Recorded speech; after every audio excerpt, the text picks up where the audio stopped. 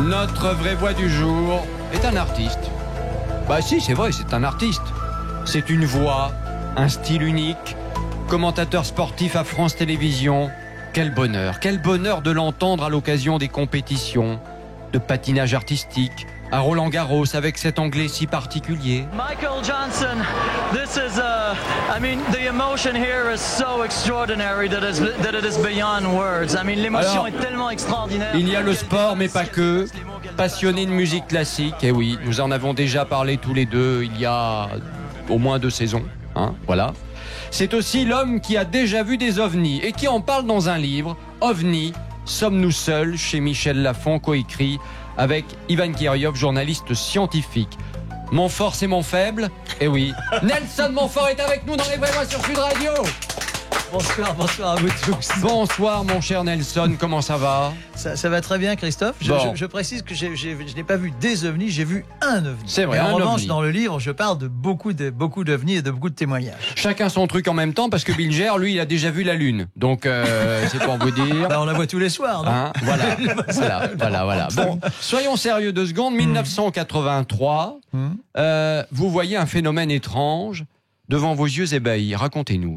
Je vois un objet de forme rectangulaire, d'une lumière très très vive, sans aucun bruit, sans aucun son, et ça corrobore des dizaines et dizaines de témoignages dont je parle dans le livre, qui se déplacent doucement au-dessus de la crête des Alpes, et qui, au bout d'une dizaine de secondes de mon observation, peut-être était-il là avant, oscille à 45 degrés, et s'envole à une vitesse vertigineuse vers le cosmos. Ouais. Donc, qu'est-ce que ça pouvait être? Peut-être avez-vous la réponse à cette question. Il était quelle heure? Il était vers 19h, mais en hiver, donc il faisait déjà nuit, absolument. Ouais. Je précise 19h, c'était avant dîner et avant d'éventuels... Oui, vous n'aviez pas bu. Non, mais de toute façon, je ne bois pas. Vous n'aviez pas fumé de pétard non plus. Non plus, absolument pas. Non, mais je tiens à préciser ça, parce que je sais un petit peu les interrogations, de moins en moins fréquentes, je dois dire, depuis que je suis en tournée pour ce livre. Je me rends compte que vous parliez tout à l'heure, Philippe, d'un pourcentage, je sais pas exactement. Philippe aussi, oui. Je pense, Philippe, que nous ne sommes pas très loin dans le même type de pourcentage de ceux qui croient et de ceux qui ne croient pas. Je crois que c'est aux environs de 70%. Si vous avez vu un ovni un jour dans votre vie, appelez-nous, pourquoi pas. La question, la question est plus délicate, parce que tout le monde n'a pas vu d'ovni, mais la question est ce que vous croyez ou pas aux ovnis? Oui, mais s'il y a d'autres gens qui ont vu des choses, c'est intéressant.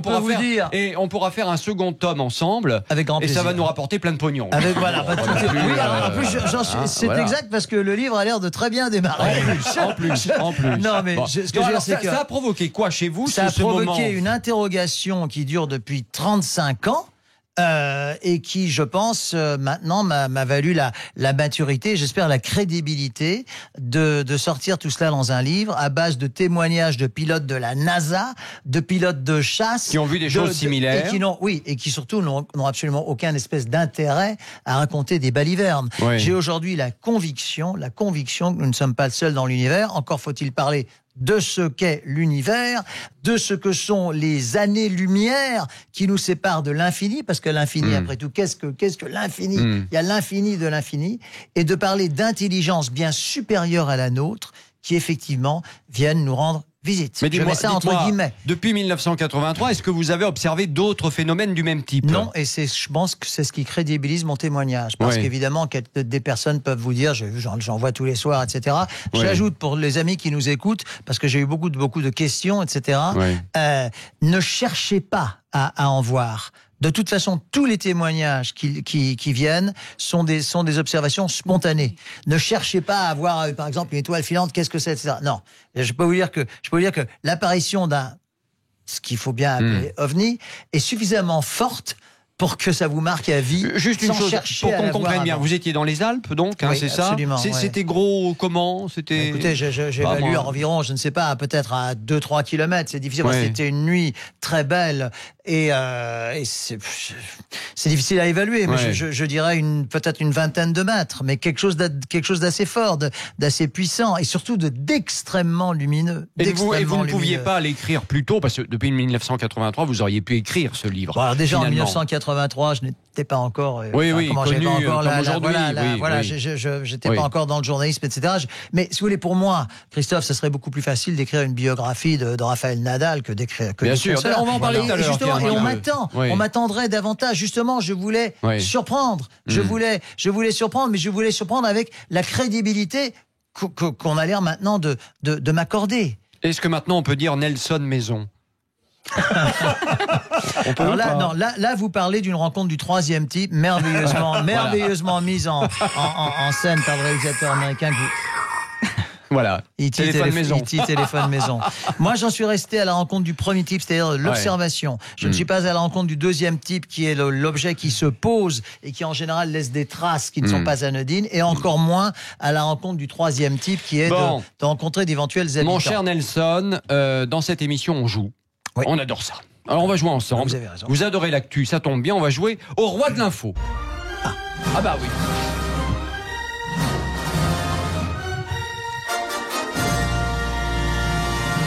Le principe est simple, une question, 3 réponses, une seule est bonne, et le ou la plus rapide, puisque tout le monde joue autour de la table, remporte notre beau trophée, c'est-à-dire notre couronne virtuelle des vraies voix de l'info, bien sûr, puisqu'on est dans les vraies voix. C'est tout de suite avec Philippe Rossi. Allez, Nelson Montfort, écoutez cette première info. Vous savez qu'aujourd'hui débute le 72e Festival de Cannes avec une toute petite polémique via une pétition américaine qui a été lancée. L'objet de cette pétition, 3 propositions. Pétition contre la remise de la Palme d'Or d'honneur à Alain Delon. Pétition qui exige qu'on ne laisse pas n'importe qui monter les marches, ou bien une pétition américaine qui demande qu'on floute les scènes de sexe des films de la sélection officielle. Et oui, ils sont prudes là-bas. Nelson Montfort. Réponse 1. Et oui, Alain Delon. C'était facile. C'était assez facile. On en a parlé bien que les deux autres options soient très intéressantes. Crédibles. Allez, les surveillants de la prison de Bapaume, c'est dans le Pas-de-Calais, ont fait la semaine dernière une drôle de découverte en fouillant la cellule d'un détenu. Sur quoi les surveillants sont-ils tombés? Ils ont découvert 3 rats morts avec de la drogue et des téléphones à l'intérieur. Ils ont découvert dans la cellule la clé de sécurité de la prison. Et oui, ou bien les surveillants ont mis la main sur une bombe artisanale et sa notice d'utilisation. Ça, c'est une question pour Philippe Bilger. Moi, je dirais la réponse 3. Et oui. Parce que l'histoire de la mort orale, enfin, je suis un peu... Enfin bon. Non, mais enfin, en tout cas, ça sera pour Nelson. Même si Bilger l'a dit, on l'a pas entendu. Non, mais bien sûr. Mais il n'a rien dit du tout. Mais je pensais. Allez, Nelson Montfort, dernière info pour un sans faute peut-être. Le basketteur de NBA Tony Parker va bientôt prendre sa retraite. Il fait l'actualité aujourd'hui. Pourquoi? Il a décidé de se lancer en politique aux États-Unis sous l'étiquette démocrate. Il vient d'acheter une station de ski, ou bien il va produire plusieurs films avec Marc Dorcel. Non, c'est pas Marc Dorcel, c'est le cinéma X. Voilà, c'est ça. La deuxième, quelle était la deuxième? Il a acheté une station de ski? Ouais, peut-être. Oui, c'est ça. Voilà. Marc Dorcel, quand on a été... C'est un grand chelem. Marc Dorcel, quand on a été basketteur, c'est bien pour mettre la main au panier. Hein. Bravo, Philippe. Quel talent, quel esprit.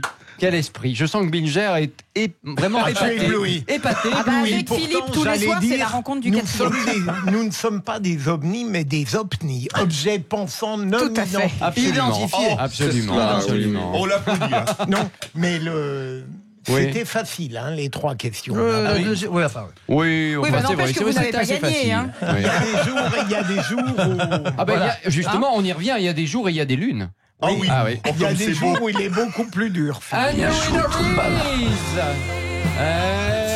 Under Winner Is, c'est Nelson. Nelson est le roi de l'info. J'étais le seul à jouer.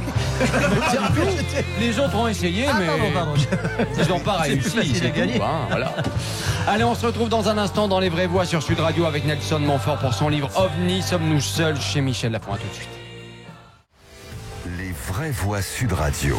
Christophe Bordet. Vous y avez toujours cru. Et effectivement, Nelson, quelle course d'anthologie. Non mais c'est vrai. Pierre Ambroise, vous savez combien incroyable. Et oui, la vraie voix du jour, c'est Nelson Montfort qui est avec nous, non pas pour parler de sport, quoique on va en dire 2 mots tout à l'heure parce que Roland Garros arrive et c'est l'occasion évidemment de parler de Federer. Non, il est venu nous voir pour OVNI, sommes-nous seuls, chez Michel Lafon, son livre. Alors bon, on l'a dit tout à l'heure, en 1980 83, vous observez un phénomène très particulier que vous avez décrit. Comment pour le livre là avec Ivan Kirillov, vous vous êtes documenté pour écrire le livre? Racontez-nous. Déjà, il y a 35 ans d'interrogation, on va dire, de passion. Oui. Passion qui a commencé d'ailleurs en suivant les missions Apollo de la NASA. Et puis il y a 2 ans d'écriture, enfin d'études et d'écriture pour arriver à ce livre. Mais je fais une petite parenthèse concernant la NASA. Nous allons célébrer, comme vous le savez, comme tout le monde le sait, le 20 juillet 1969, l'alunissage 50 ans après.